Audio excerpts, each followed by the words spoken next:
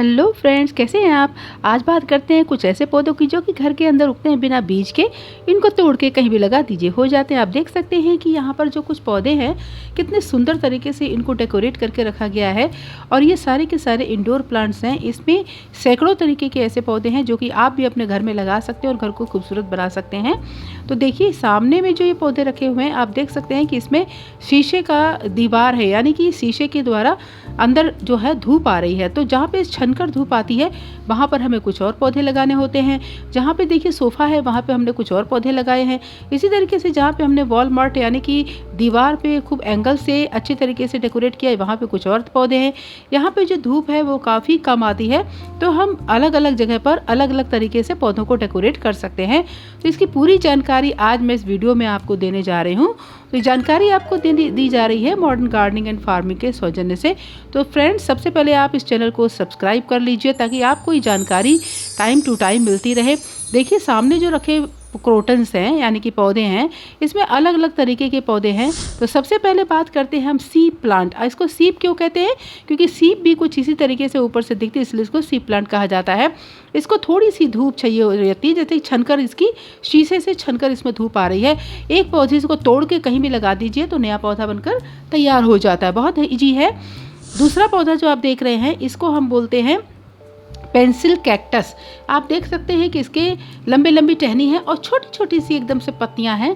और इस पौधे को भी बहुत कम धूप की आवश्यकता होती है, लेकिन कम से कम इतनी धूप चाहिए, कम से कम 20 से 25% धूप मिलनी चाहिए।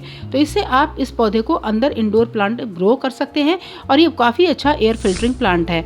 अब बात करते हैं जिस पौधे को, उसको कहते हैं टी प्लांट। ये दिखने में बेहद खूबसूरत होता है। देखिए बैगनी कलर की इसकी पत्तियाँ होती हैं और आप इसको किसी भी तरीके के डेकोरेटिव प्लांट्स को एक अच्छे से गमले में रख सकते हैं। फ्लावर भी इसके अंदर निकलता है और आप अंदर में फ्लावर भी इसमें देख सकते हैं। तो इस तरीके से इसका जो पर्पल कलर का जो पत्तियां होती हैं काफ़ी डेकोरेटिव होती हैं और सुंदर से एक गमले में मैंने इसको लगा रखा। ये पौधा भी आपका प्लांट टू प्लांट तैयार हो जाता है, यानी कि पौधे को तोड़िए लगा दीजिए। इसके साथ आप जो पौधा देख रही है एग्लोनिमा है। ये एग्लोनिमा कई तरीके का होता है। सामने में जो पौधा है इसके देखिए ऊपर में लग रहा है जैसे पत्ती पर मोम है और पत्तियां देखने में बेहद खूबसूरत हैं। इन पत्तियों को से ही इसकी शोभा होती है। तो आप देखिए कि ये शेडिड प्लांट है, इसको आप शेडिड एरिया में रख सकते हैं। चित्ता चित्ता जो पत्तियां हैं, जो आप इस पर डेकोरेशन जो है वो दिखने में बहुत खूबसूरत लगती है। तो आप इसको कहीं भी रख सकते हैं और सालों साल ये पौधा घर के अंदर रखा जा सकता है।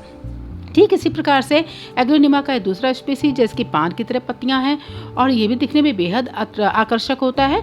इसको भी आप घर के अंदर रख सकते हैं। बस आपको चाहिए क्या कि कम से कम महीने में एक बार इसको थोड़ी देर के लिए धूप में रख देंगे, क्योंकि अधिक धूप से क्या होता है इसकी पत्तियां झुलस जाती हैं और ये धूप को बर्दाश्त नहीं कर पाता है। देखिए जब गमले में मैं आपको दिखा रही हूँ, बिल्कुल क्लोज व्यू है।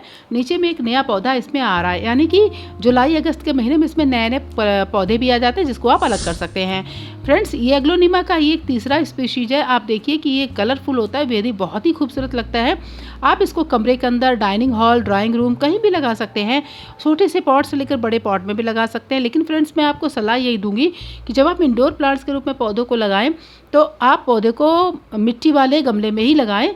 देखिए ये पौधा मिट्टी वाले गमले में ही लगा हुआ है जिसको कि वाइट कलर से पुताई कर दिया गया है। तो इससे क्या होता है कि पानी अच्छे से ऑब्जर्व होता रहता है। उसके बाद इस पौधे को आप किसी भी डेकोरेटिव गमले के अंदर रख सकते हैं, दिखने में ही खूबसूरत लगेगा। कलरफुल होने के कारण ये ऐसा लगता है कि इसमें फ्लावर्स भी हों, पत्तियां ही इतनी अट्रैक्टिव होती हैं। इसमें भी क्या है, एक पौधे को से नीचे से नया पौधा निकाल कर आप इसको आगे प्रोपोगेट कर सकते हैं। देखिए ये एग्लोनिमा का दूसरा स्पीशीज़ है। ये भी दिखने में काफ़ी खूबसूरत लगता है। इसमें भी प्लांट टू प्लांट यानी कि पौधे से पौधा तैयार हो जाता है। ठीक इसी प्रकार से आप जो अगला पौधा देख रहे हैं ये स्पाइडर प्लांट है।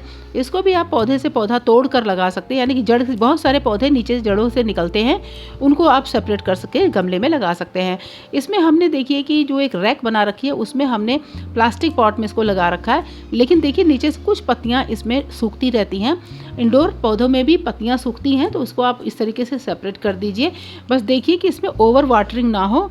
पानी देखिए हल्का सा नमी है, बहुत ज़्यादा पानी नहीं है, ऐसा आपको पानी दिखाई नहीं देगा। यानी पूरी तरीके से पानी निकलने की व्यवस्था ज़रूर होनी चाहिए। तो नए नए इसमें कल्ले आते रहते हैं। और ये पौधा आप मार्च अप्रैल में सबसे अच्छा टाइम होता है, मार्च अप्रैल का महीना, जिसमें आप पौधे को अलग अलग करके लगा सकते हैं। नेक्स्ट प्लांट है सिंगोनियम प्लांट। ये पौधा दिखने में और बहुत कितना आकर्षक है। ये भी हमने एक रैक पे रख रखा हुआ है, प्लाव छोटे से पॉट में लगा हुआ है। ग्रीन कलर की पत्तियां इसमें धारीदार होती हैं। इसकी भी टहनी तोड़कर आप लगा सकते हैं। कोई भी टहनी तोड़ लीजिए, इसको ज़मीन में लगा दी तो ये पौधा तैयार हो जाता है। सालों साल ये पौधा अंदर रखा रहता है। ये भी बाहर लगाएंगे तो इसकी पत्तियाँ झुलस जाती हैं। इसको बहुत कम धूप की आवश्यकता पड़ती है। अब जिस पौधे की बात कर रहे हैं वो है फाइलोडेंड्रॉन प्लांट। ये पौधा तो जैसे मनी प्लांट होता है बिल्कुल उसी तरीके से इसमें रूट्स होती है। और ये रूट्स जो होती हैं, अगर आप इसके अंदर एक मॉस घास लगा दें, एक डंडी लेके मॉस घास लगा दें, या फिर जूट पर इसको आप ऊपर की तरफ डंडे से खींच के अच्छी तरीके से लगा सकते हैं। ये देखिए इसका छोटा प्लांट है। किसी तरीके से ये पौधा जो आप देख रहे हैं, ये सारे के सारे इंडोर प्लांट्स हैं। अब बात करते हैं जेब्रा प्लांट की। जेब्रा प्लांट क्योंकि इसकी जेब्रा की तरह स्ट्रिप्स रहती हैं, इसको क्रिप्टेथेंसिस भी बोलते हैं। लेकिन आप देख सकते हैं ये जो जेब्रा प्लांट है इस पर धारीदार होने के कारण कहा जाता है। इस पौधे में से भी नए नए नीचे से कल्ले निकल जाते हैं और आप इस कल्ले को सेपरेट करके नया पौधा बना सकते हैं। फ्रेंड्स, ये पौधा भी सालों साल चलता रहता है। यहाँ पे हल्की छनकर धूप आती है, वहीं पर इस पौधे को लगाना चाहिए। अब बात करते हैं कि वाटरमेलन पेपरोमिया। तो ये वाटरमेलन पेपरोमिया, ये पौधा देखिए क्योंकि लग रहा है तरबूज रखा हुआ है, बिल्कुल तरबूज के जैसी धारी होती है, इसलिए इसको वाटरमेलन पेपरोमिया कहा जाता है। इस पौधे को भी मिट्टी के देखिए गमले में मैंने लगाया हुआ है। आप भी इसी तरीके से इसको लगा सकते हैं और धीरे धीरे बढ़ता रहता है। खूबसूरत पत्तियाँ होती हैं। कम्प्लीटली इंडोर प्लांट है। तो फ्रेंड्स, आप देखिए अंदर के जो पौधे रखते हैं उसमें कुछ इस तरीके से डेकोरेट कर देना चाहिए। जैसे व्हाइट कलर के स्टोन्स हमने रख रखे हैं, आप भी ऐसा कर देंगे तो बहुत ही सुंदर लुक आएगा। अब बात करते हैं जेड प्लांट की। जेड प्लांट, आप देखिए ये पौधा भी इंडोर प्लांट है। इसको पत्तियां काफ़ी डार्क ग्रीन कलर की होती हैं और खूबसूरत सी होती हैं।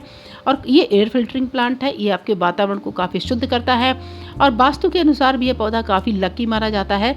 इसलिए इस पौधे को आप अपने घर में लगा सकते हैं। आउटडोर इंडोर दोनों तरीके से अच्छा होता है। लेकिन अगर आप इंडोर लगाते हैं तो सालों साल ये पौधा चलता रहता है। इसमें से भी पौधे से पौधा निकाल कर आप इसको प्रोपोगेट कर सकते हैं। फ्रेंड्स, इसकी बस आपको साल में 2 से 3 बार धूप में कभी कभी दिखा दीजिए, अन्यथा आपको धूप में रखने की आवश्यकता नहीं है। बस छनती हुई धूप आती रहेगी तो पौधा अपना ग्रो करता रहेगा। तो इस तरीके से कुछ पौधे हैं जिनको कि आप अपने घर में फ्रेंड्स लगा सकते हैं। मेरे आपको ये वीडियो दिखाने का यही उद्देश्य था कि घर के इंडोर प्लांट्स में कई बार पौधे सूख जाते हैं, तो मैंने आपको ये बताने की कोशिश की है कि आप भी इस तरीके से थोड़ी केयर करें तो आपका घर हरा भरा रहेगा। Thank you so much friends. इसी तरीके से बने रहिए मेरे साथ। चैनल को सब्सक्राइब कीजिए, लाइक कीजिए और इसे आपकी नई पोस्ट के साथ मैं फिर आपके सामने आऊँगी। और इसी तरीके से मॉडर्न गार्डनिंग के साथ आप जुड़े रहिए। Thank you so much. Bye bye.